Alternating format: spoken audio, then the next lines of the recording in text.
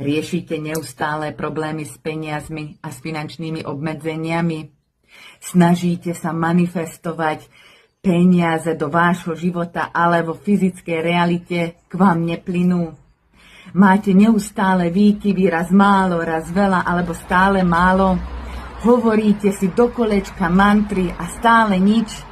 Ako by vás niečo držalo späť, respektíve blokovalo. Pravdepodobne vo vašom živote pôsobia peňažné, respektíve finančné bloky. Alebo sa im aj hovorí peňažná a finančná karma. Poznám to. Prešla som si tým. Pochopila som, že sa musím pozrieť na koreň problému, prečo mám tie výkyvy a snažiť sa ostrániť všetky prekážky v ceste, aby mi peniaze mohli plynúť do môjho života. Pracovala som na sebe a tajomstvo som rozlúštila. A teraz sa s vami chcem podeliť o toto tajomstvo. Preto som pripravila kurz Žena, peniaze, ako odstrániť peňažné bloky. Tento kurz je dostupný na mojej web stránke mdmotivator.wordpress.com.